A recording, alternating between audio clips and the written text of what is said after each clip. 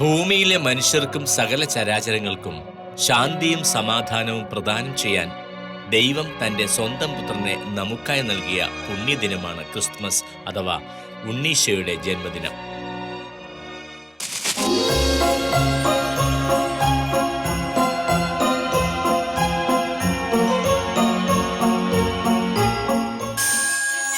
Christmas പുതുജീവൻ നൽകുന്ന പ്രത്യാശയാണ്. ഓരോ ക്രിസ്ത്യാനിക്കും ജീവിതത്തിൽ വെള്ളി നക്ഷത്രത്തിന്റെ വെളിച്ചം പകരുന്ന ഈശോയുടെ ജനനം. പതിറ്റാണ്ടുകൾക്ക് മുമ്പ്, കൃത്യമായി പറഞ്ഞാൽ 1936 മുതൽ 47 വരെയുള്ള കാലഘട്ടങ്ങളിൽ തിരുവിതാംകൂർ ദിവാനായിരുന്ന സർ CP രാമസ്വാമി അയ്യരുടെ നിർദ്ദേശപ്രകാരമാണ് ഇന്നത്തെ ഹൈറേഞ്ചിലേക്ക് അഥവാ മലനാട്ടിലേക്ക് മനുഷ്യർ കുടികയറി പാർക്കാൻ തുടങ്ങിയത്. ക്രിസ്തു ത്യാഗത്തിന്റെ കുരിശു ചുമന്ന പോലെ ഒരു കൂട്ടം മനുഷ്യജീവൻ പ്രാരാബ്ദങ്ങളുടെ കുരിശു ചുമന്നാണ് മല കയറിയത്. ദീർഘനാളത്തെ കാൽനടയാത്രയും കാളവണ്ടി യാത്രയുമാണ് അവരെ ഇവിടെ എത്തിച്ചത്. ഏറുമാടങ്ങളിൽ ജീവിച്ച് സ്വരുമയോടെ ഐക്യത്തോടെ മുന്നേറാൻ ക്രിസ്തുമസ് തുണയായതായി പലരും പറയുന്നു.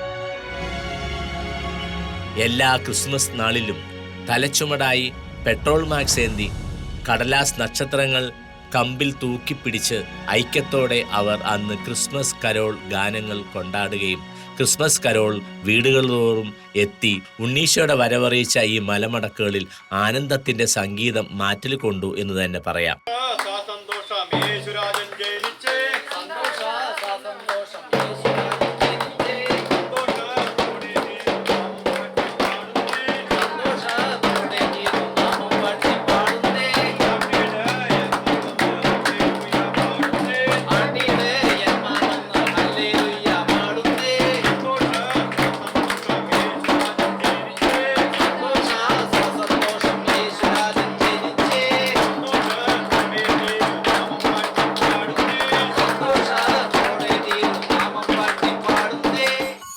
അന്ന് വളരെ വ്യത്യസ്തമായിരുന്നു ക്രിസ്മസ് ആഘോഷങ്ങൾ. ഒരു പാത്രത്തിൽ വച്ച് ഒരു പാത്രത്തിലുണ്ട് ഒന്നായി ജീവിച്ച കാലം. അക്കാലത്തെ ഉണ്ണീശോയുടെ പിറന്നാൾ ആഘോഷം വിവരിക്കുകയാണ് നേര്യമംഗലം സെന്റ് ജോസഫ് ദേവാലയത്തിലെ വികാരി ഫാദർ മാത്യു തോട്ടത്തിമാലിൽ. പതിറ്റാണ്ടുകൾക്ക് മുൻപ് എൻ്റെയൊക്കെ കുട്ടിക്കാലം 1960കളിലേക്ക് നോക്കുമ്പോൾ ക്രിസ്മസ് അന്നും ഞങ്ങൾക്ക് എല്ലാവർക്കും വളരെയേറെ മധുരമായ നല്ല അനുഭവങ്ങളുള്ള ദിവസങ്ങളായിരുന്നു. ഒത്തിരിയേറെ ഞങ്ങൾ ഒരുങ്ങുകയും പുൽക്കൂട് കെട്ടുകയും അന്നത്തെ വിശേഷ വിഭവങ്ങളും രാത്രിയിൽ പള്ളിയിൽ പോക്കും എല്ലാം വളരെയേറെ ആകർഷകമായിരുന്നു. ഞങ്ങൾ ഒരു കുടുംബം മാത്രമല്ല, അയൽവക്കത്തുള്ള കുടുംബങ്ങളെല്ലാം ചേർന്ന്, അന്ന് ഇലക്ട്രിസിറ്റി ഉണ്ടായിരുന്നില്ല, ടോർച്ച് ലൈറ്റുകൾ കുറവായിരുന്നു, തെങ്ങിൻ്റെ മടലിൽ നിന്നും ഓല വെട്ടിയെടുത്ത് ചൂട്ടുകെട്ടുണ്ടാക്കി അത് കത്തിച്ച് ആ വെളിച്ചത്തിൽ ഞങ്ങളെല്ലാവരും സത്യം പറഞ്ഞാൽ ഇന്നൊരു ചെറിയ പള്ളിയിൽ പ്രദക്ഷിണം പോലെ ഞങ്ങൾ റോഡിൽ കൂടി പോകുമായിരുന്നു. ഉച്ചഭാഷിണി ഉണ്ട് എന്ന് പറഞ്ഞാൽ അത് വലിയ ഒരു കൗതുകമായിരുന്നു. അങ്ങനെ ഒരു കാലഘട്ടത്തിൽ ക്രിസ്മസ് ആഘോഷിച്ചപ്പോഴും ഞങ്ങൾക്ക് എല്ലാവർക്കും വളരെയേറെ സന്തോഷവും സ്നേഹവും നിറഞ്ഞ ഹൃദയവുമായിരുന്നു ഈ ആഘോഷങ്ങളിലെല്ലാം. അന്ന് ഞാൻ ഓർമ്മിക്കുന്നത്, ഞങ്ങൾ ഒരുമിച്ച് പള്ളിയിൽ പോകുന്ന ആ രംഗം വളരെയേറെ ആസ്വാദ്യകരമായിരുന്നു.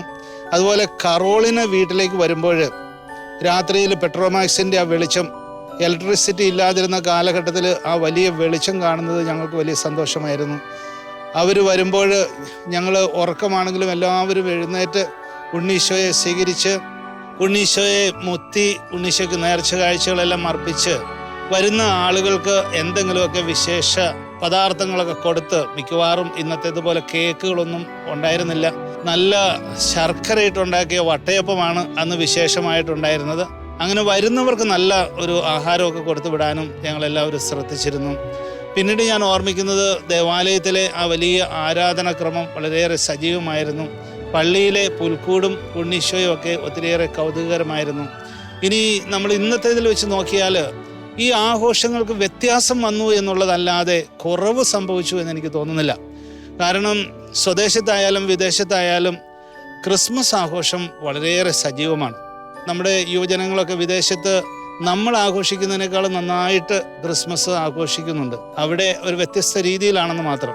ഇവിടെ ആണെങ്കിലും അന്നത്തെ പെട്രോമാക്സിന് പകരം ഇന്ന് വണ്ടിയിൽ ലൈറ്റും വലിയ സൗണ്ട് സിസ്റ്റം ഒക്കെ ആയിട്ട് പോയി ഓരോ വീടുകളിലും പോയി ഡാൻസ് കളിച്ച് ഉണ്ണീശോയുടെ സന്ദേശം അത് എല്ലാ മതങ്ങൾക്കും അതീതമായിട്ട്, എല്ലാ വ്യത്യാസങ്ങൾക്കും അതീതമായിട്ട് എല്ലാവരുടെയും ഭവനങ്ങളിൽ നമ്മളെ സ്വീകരിക്കുന്നു.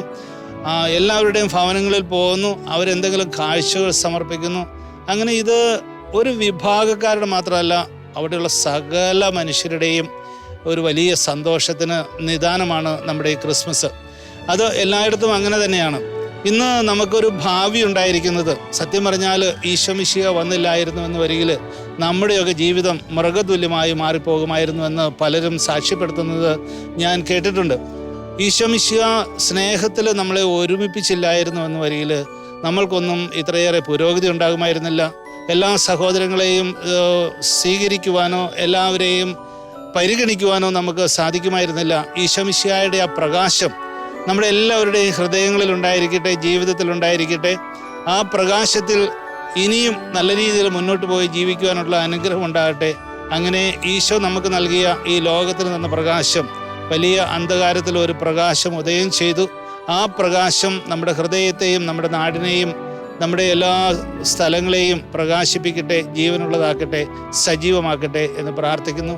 ഒരിക്കൽ കൂടി ക്രിസ്മസിൻ്റെ എല്ലാ മംഗളങ്ങളും നിങ്ങൾക്ക് എല്ലാവർക്കും ഹൃദയപൂർവ്വം ഞാൻ ആശംസിക്കുന്നു. ഇത് എറണാകുളം ജില്ലയിലെ ഗോതുരത്ത് എന്ന് അറിയപ്പെടുന്ന ചരിത്രപ്രധാനമായ സ്ഥലമാണ്. തിരുവിതാംകൂർ രാജഭരണത്തിന്റെ അതിർത്തി പങ്കിടുന്ന ദ്വീപാണ് ഗോതുരത്ത്. രാജാവിന്റെ പശുക്കളെ മേയ്ക്കാൻ വിട്ടിരുന്ന സ്ഥലമായിരുന്നു ഈ ദ്വീപെന്നും അതുകൊണ്ടാണ് ഇതിന് ഗോതുരത്ത് എന്ന് പേര് വന്നതെന്നും പഴമക്കാർ പറയുന്നു. കോട്ടപ്പുറം രൂപതയുടെ കീഴിൽ നൂറുകണക്കിന് കുടുംബങ്ങൾ തെങ്ങിപ്പാർക്കുന്ന ഇവിടെ കൂടുതലും ക്രിസ്ത്യാനികളാണ്. ഇവരിൽ ക്രിസ്തുവിന്റെ ജനനം ആഘോഷിച്ചു പോരുന്നു. പഴയകാല കരോൾ സമൂഹം ഒരിക്കൽ കൂടി ഉണ്ണീശോയുമായി സ്മരണകൾ ഉണർത്തി പഴമയുടെ ഗാനാലാപനത്തിന്റെ അലയൊലികൾ നമുക്കായി പങ്കുവയ്ക്കുന്നു. പുത്രൻ ജനിച്ചു, ഒരു പാവന നക്ഷത്രം വാനിലുദിച്ചു. ദൈവത്തിൻ പുത്രൻ ജനിച്ചു, ഒരു പാവന നക്ഷത്രം വാനിലുദിച്ചു. കന്യാമാതാവും കാനായി പശുവിൻ തൊഴുത്തിൽ, അന്നു കാനായി പശുവിൻ തൊഴുത്തിൽ. ദൈവത്തിൻ പുത്രൻ ജനിച്ചു, ഒരു പാവന നക്ഷത്രം വാനിലുദിച്ചു. ക്രിസ്മസ് എന്ന് പറയുന്ന ആ ഒരു പെരുന്നാള് ക്രിസ്ത്യാനികളെ സംബന്ധിച്ചിടത്തോളം സന്തോഷത്തിൻ്റെ തിരകൾ അടിക്കുന്ന ഒരു കാലമാണ്. പ്രത്യേകിച്ച് മഞ്ഞുകാലം, ഒരുപാട് പൂക്കൾ വിരിയുന്ന കാലം, മഞ്ഞ് പൊഴിയുന്ന കാലം, ഫലവൃക്ഷങ്ങളിൽ ഒരുപാട് കായ്കളും കനികളും വിളയുന്ന കാലം.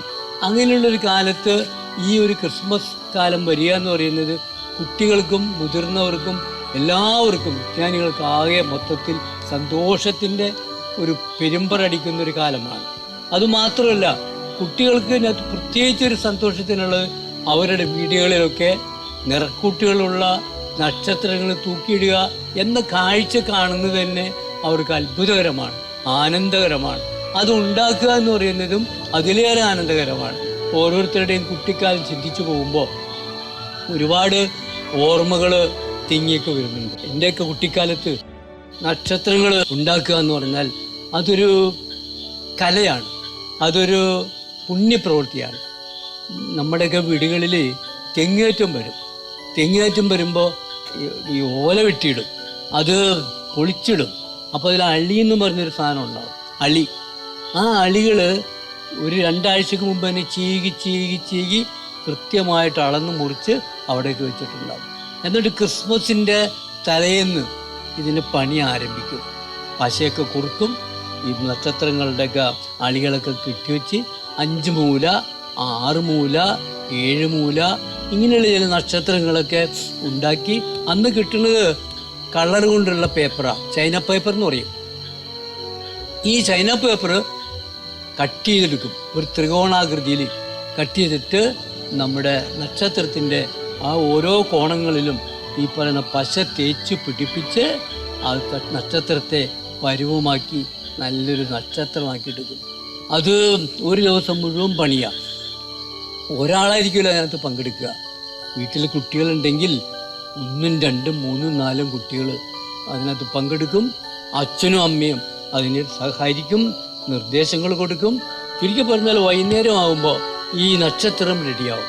അതിനേക്കാളും തൊട്ട് മുമ്പ് പുൽക്കൂടെന്ന് പറയുന്ന ഒരു സംഗതി ഉണ്ടാവും. അത് വൈക്കോല് കൊണ്ടാണ് അത് ഉണ്ടാക്കുന്നത്. കൊച്ചു കൊച്ചു പിന്നെ മുളയുടെ കമ്പുകളൊക്കെ നമ്മൾ വീടിൻ്റെ മുറ്റത്ത് കൊണ്ടുവന്ന് വെച്ച് അതിന് മുകളിൽ മുള കൊണ്ട് തന്നെ ഒരു ഫ്രെയിം ഉണ്ടാക്കി അതിൻ്റെ മുകളിൽ ഈ പറയുന്ന പുല്ലും അതുപോലെ തന്നെ വൈക്കോലും അതിൻ്റെ മേൽക്കൂരയായിട്ട് പണിത് അവിടെ വെക്കും. അത് കഴിഞ്ഞതിന് ശേഷം അന്ന് വൈകുന്നേരം, ക്രിസ്മസിൻ്റെ വൈകുന്നേരം, ഉണ്ണീശോനെ പ്രത്യേകിച്ച് ഒരു പ്ലേറ്റിനകത്ത് തൂവാല് വിരിച്ച് അതിനകത്ത് ഉണ്ണീശോനെ കൊണ്ടുവന്ന് കിടത്തി ഭയഭക്തിയോടുകൂടി അവിടെ കൊണ്ടുവന്ന് വെക്കും. എല്ലാവരും നിറകണ്ണുകളോടെ അത് നോക്കി നിൽക്കും. അതൊക്കെ ഓർക്കുമ്പോൾ ഭയങ്കരമായ വൈകാരിക അനുഭൂതി എനിക്കുണ്ടാവുന്നുണ്ട്. ഇതുകൂടാണ്ട് പിന്നെ പാതിര കുർബാന എന്നും പറഞ്ഞൊരു ചടങ്ങുണ്ട്. ആ ചടങ്ങിന് പോകുന്നതിന് മുമ്പ് ഈ നക്ഷത്രങ്ങളൊക്കെ ഒരു പ്ലാവിൻ്റെയോ മാവിൻ്റെയോ മരത്തിൻ്റെയൊക്കെ കൊമ്പിൽ കയറിൻ്റെ അറ്റത്ത് ഒരു കല്ല് കെട്ടിയിട്ട് എറിയും.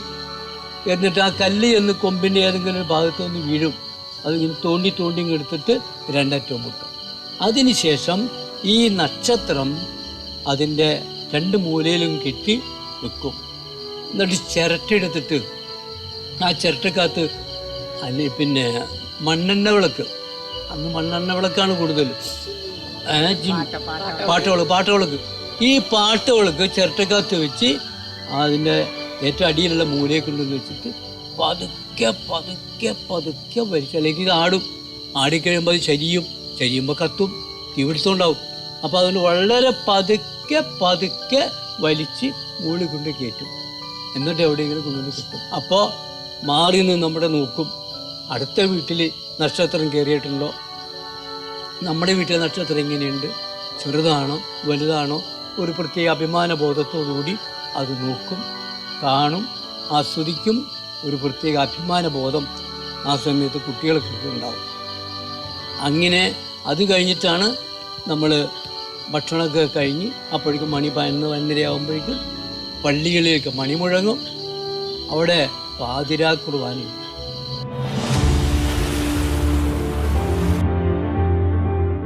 കോഴിക്കോട് കാപ്പാട് കടപ്പുറത്തെത്തിയ വാസ്കോഡി ഗാമയുടെ വരവാണ് ആംഗ്ലോ ഇന്ത്യൻ ജനതയെ ഭാരതത്തിന്റെ അവിഭാജ്യ ഘടകമാകാൻ കാരണം. ഇന്ത്യയുടെ സാംസ്കാരിക പാരമ്പര്യം പോർട്ടുഗലിലെ ജീവിതശൈലിയും ഒത്തിണക്കിയാണ് ഇവർ ജീവിച്ചു പോരുന്നത്. ക്രിസ്മസ് നാളിൽ പ്രത്യേക രീതിയിലാണ് കരോൾ സജ്ജമാക്കുന്നത്. കവായ് ധരിച്ച വനിതകളും കൂടാതെ സൂട്ട് ധരിച്ച പുരുഷന്മാരും ക്രിസ്മസ് കരോളിന്റെ ഭാഗമാവുന്നു. ഗിറ്റാർ, ക്ലാരിനെറ്റ് തുടങ്ങിയ വാദ്യ ഉപകരണങ്ങളുടെ അകമ്പടിയോടെയാണ് ഉണ്ണീശോയുടെ പിറവിയോടനുബന്ധിച്ച് നടത്തുന്ന കരോളിന്റെ പ്രത്യേകത. ഇംഗ്ലീഷിലാണ് ഗാനങ്ങൾ ആലപിക്കുന്നത്. പ്രത്യേക പലഹാരങ്ങളും വിഭവങ്ങളും പരസ്പര സ്നേഹം പങ്കുവയ്ക്കലും ക്രിസ്തുമസിന്റെ ഭാഗമാണ്. വരാപ്പുഴയിലെ ആംഗ്ലോ ഇന്ത്യൻ സമൂഹത്തിന്റെ ക്രിസ്മസ് കരോളിൽ നിന്ന്. ഞങ്ങളുടെ ചെറുപ്പത്തിൽ ക്രിസ്മസ് കാലം വലിയ ഒരുപാട് സന്തോഷത്തിൻ്റെ കാലഘട്ടമാണ്.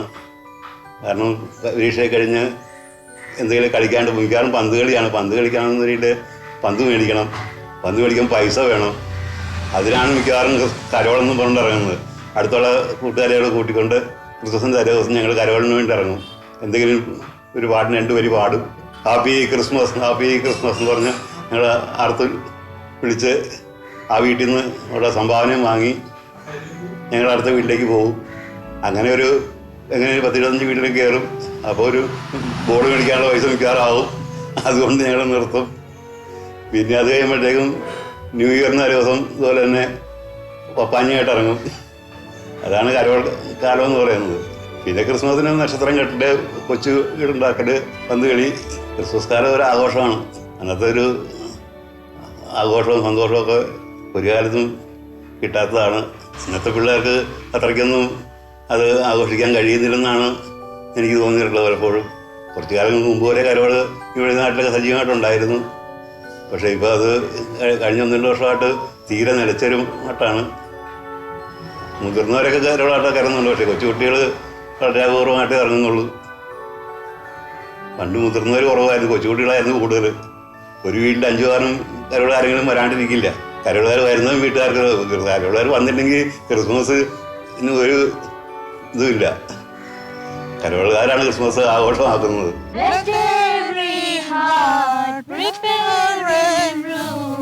And heaven and nature sing, and heaven and nature sing, and heaven and nature sing. Joy to the world, the Savior rings. Let men their songs applaud. White fields and floods, rocks, hills and plains, repeat the sounding joy, repeat the sounding joy, repeat, repeat the sounding joy. Joy to the world, the Lord is come. Let earth receive her King. പഴയകാലത്ത് കുട്ടികൾക്കാണ് Christmas. ആദ്യം കൊച്ചുവരെ കെട്ടെന്ന് പറയും. കൊച്ചുവരെ കെട്ടി അത് ഞങ്ങളെല്ലാവരും ചേരും. പിന്നെ ആകാശവിളക്ക്, അല്ലെ നക്ഷത്രം, ഇങ്ങനെയൊക്കെ രാജിയാണ് ഒക്കെ കെട്ടും. ഞങ്ങൾക്ക് അതിങ്ങനെ നോക്കിക്കണേ പറ്റുള്ളൂ. ഇച്ചിരി കരവുണ്ട് ഇഷ്ടം പോലെ വരിയിലൊക്കെ ഇങ്ങനെ പോകണേ. അന്നേ പോലെയല്ല, ആകാശവിളക്കാണ് കേട്ടോ. The red-nosed reindeer had a very shiny nose, and if you ever saw it, you would never see it close. All of the other reindeer used to laugh and call it names. They never let Rudolph join any reindeer games.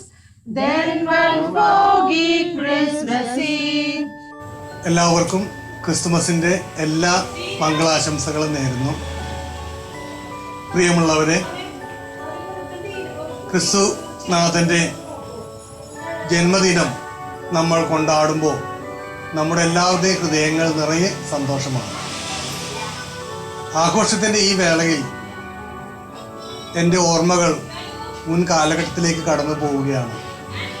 പഴയ കാലങ്ങളിൽ നമ്മൾ എങ്ങനെയാണ് Christmas ആഘോഷിച്ചിരുന്നത്, അന്നത്തെ ആ ഒരു അനുഭവം എത്ര വ്യത്യസ്തമായിരുന്നു എന്ന് ആലോചിച്ചു പോവുകയാണ്. നമ്മളന്ന് ക്രിസ്മസ് നക്ഷത്രങ്ങൾ ഉണ്ടാക്കും, മുളകൾ വെട്ടി അതിൻ്റെ കമ്പുകൾ ചീന്തിയെടുത്ത് അതുകൊണ്ട് ഫ്രെയിം ഉണ്ടാക്കി കളർ പേപ്പറുകൾ ഒട്ടിച്ച് നക്ഷത്രം ഉണ്ടാക്കും.